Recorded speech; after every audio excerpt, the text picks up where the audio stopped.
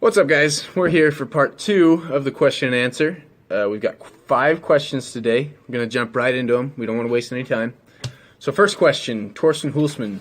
Drills beside the full throws would be great, with implement and without. So since you didn't ask any specific events, I'm just going to give you my favorite drills for each of the events. The first one being stones. For both open and Bramer stone, my favorite drill is going to be no reverse throws. It's going to teach you to push off of the ground for the entirety of the throw, push as long as you can, creating force from the ground up as long as possible. And it's also going to teach you to move your hip, your right hip, over your left side block a lot more effectively. For weights, stand throws are going to be the big one for me. I really like stand throws. A lot of people really hate them. There's a good reason for that. They're really hard. But what they're going to do for you is they're going to teach you how to really push on a weight. If you're dragging a weight, if you have a habit of pulling on the handle rather than pushing the weight, stand throws are not going to happen. You're just not going to be able to do the throw. So you're going to be forced to learn how to push that weight doing stand throws, and it's going to carry over to your 1 turns and your 2 turns, and you're just going to be more effective at pushing all around. It's going to carry over to hammers as well, I feel like, because you have that feel of pushing the end of the weight rather than where you're holding onto the weight. So stand throws. For hammers, I do winds. There's not a lot of drilling I do for hammers, but winds are money. Sets of like 20 with a 22-pound hammer is what I like to do. What it's going to do is effectively exhaust my upper body, so I'm not able to wind with my upper body, and I'm forcing myself to get the feel of pushing it with my hips, with my knees, my ankles. My lower body and my core is what I want to be moving the hammer with. So if my upper body is so exhausted it can't help, then all of a sudden I have this aha moment and I feel what I'm supposed to be feeling. So winds are awesome for hammers. It's really that simple. For weight over bar, there's something called the water bottle drill. If you haven't seen it, you need to go look up Josh Goldthorpe's video on the water bottle drill. He does a better job of explaining it than I will. I'll give you a brief description, but go look up the video if you haven't seen it already. Basically what it is you put a little plastic water bottle, about that tall, between your toes. And on your cast back, you want to miss the water bottle. And on your way through, you want to hit the water bottle at the low point. That's going to teach you the timing of where your low point is and when you need to switch from driving to that low point to driving up through the top of the throw. Like I said, that's probably not the best description you're ever going to hear about it, so go check out Josh's video. It's going to teach you a lot about weight over bar, and it fixes a lot of problems in the weight over bar. So check that one out. For sheaf, I don't drill in sheaf, I just throw sheaf. There are some drills out there, like the dead start sheaf throw, where the sheaf is sitting on the ground and you stick your fork in it and you just throw from the ground. I don't like those. A lot of people have had a lot of success with them. To those guys, all the power to you. Keep doing what works for you. For me, though, just throwing sheaf is the best thing I could be doing to fix my sheaf or to improve my sheaf. Don't drill at all for it. For caber, there's something called pick and runs. They are exactly what they sound like. You pick it and you run with it.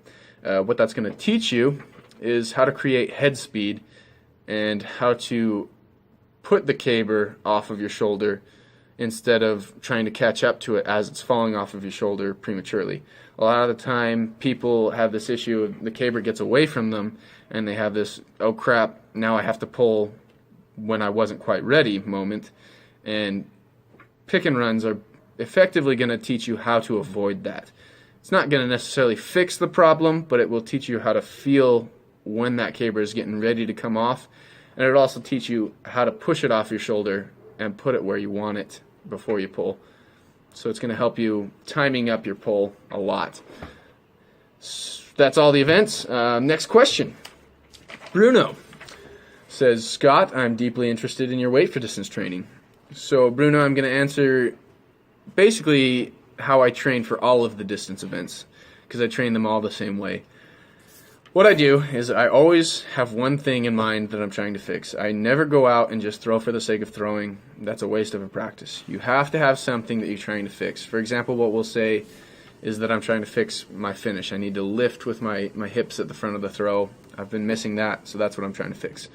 So what I'm going to do is I'm going to go out, and I've got three series of 6, 9, 12 throws, whatever it is, depending on the time of the season is where I'll get those reps from. But I'll have 3 series of 80, 90, and 100% intensity. The first series is always 80, and what I'm doing is just nice and easy throws, focusing really hard on lifting my hips at the front of the throw, fixing that one issue. If I can get that down at 80%, it makes it a lot easier for me to be able to get it down at 90%. So second series, I'm at 90%, and that's what I'm working on again, is getting the lift at the front of the throw at 90% now, a little bit higher intensity. And then the same thing carries over to 100%. If I can get it at 90%, it makes it a little bit easier to be able to do it at 100%. So it's just kind of this gradual implementation of lifting with the hips, in this case, at a low intensity and moving up to a higher intensity. And that's how I train all the events, really. So that's what I would suggest. That's how I have people that I'm coaching train. A lot of success has been seen from that. If you don't like it, continue doing what you're doing, but that's what I like to do, so that's what I do. Next question, Mark Markley. How do I get arms like that? Well, eat a lot of food and train arms is the simple answer. There's a lot of things we could go into, talking about hypertrophy, the SAID principle, and how to create an adaptation based on what kind of stimulus you're putting onto your arms. But in truth, it really just boils down to get enough food in and train your arms, and they'll grow. If whatever you're doing is not working, you're getting a lot of food in, and you're training your arms a lot, and they're not getting bigger, get a hold of me. I do know some tips, some tricks. My good friend Corey Black has been doing something called hyperplasia, which is a really extreme kind of hypertrophy. Really painful too. It hurts a lot, but it works. So if you are struggling with it, you're not finding anything that's working, give me a message and we'll figure something out for you. Next question is, this one's from Instagram, Tyler Kips Online. In hammer, what steps do you recommend to start increasing your orbit and laying out more? P.S. Team no block and sheath. No block in the upper body, block in the lower body. But good for you. So the first step is really the only one that I consider a step, and it's to be getting hammer boots. Getting hammer boots is the first thing anybody should do that's trying to throw hammers far. There are people that have had success without hammers, or without hammer boots. Guys like Mike Bukowski, they usually have a really good background in Olympic hammer throwing, and unless you're one of those guys who has an incredibly successful Olympic hammer throwing past, you should probably get boots. Even those guys usually throw with boots. It's just at games like Enum Claw where you're not able to use boots that those guys aren't using boots. So that's kind of a silly argument, in my opinion. I don't know. But, so boots is the first thing you need to do. Beyond that, it's not really sequential. I don't know that steps are the right way of thinking about it, but there are, I would think, 4 things that I would think about that I would try to improve on.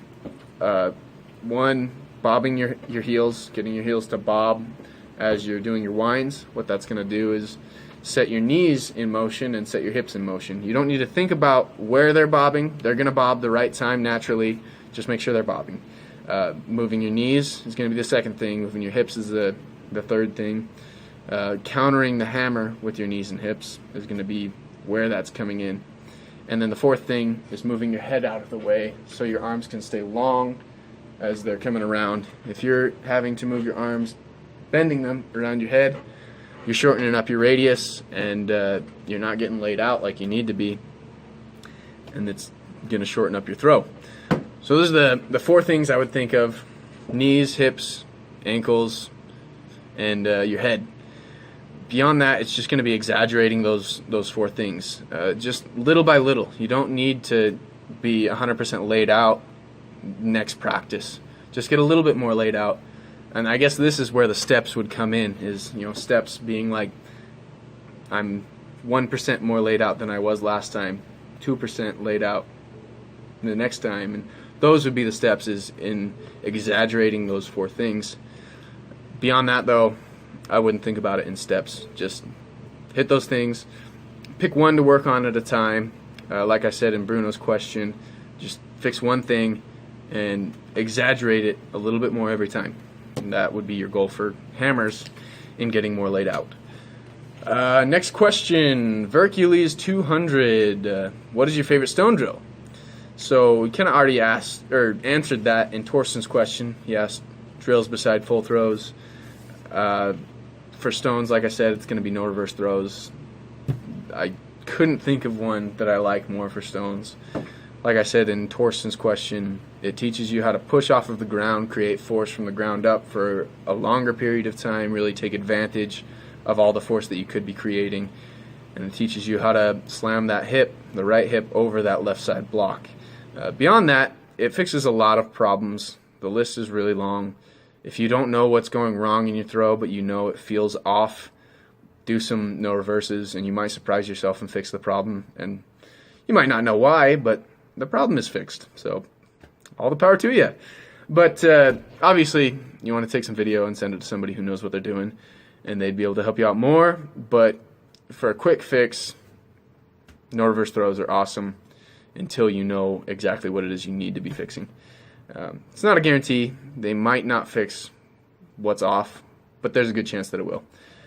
That is all 5 of our questions for today. We've got 5 more for part 3. Mike Beach, Eric Farr, Corey Black, Tommy Kitchens, and Nolan Wilcock. Your questions will be in part 3, so don't worry. We will get to them. That is just about everything. Thanks for your questions, guys. We will talk to you in part 3.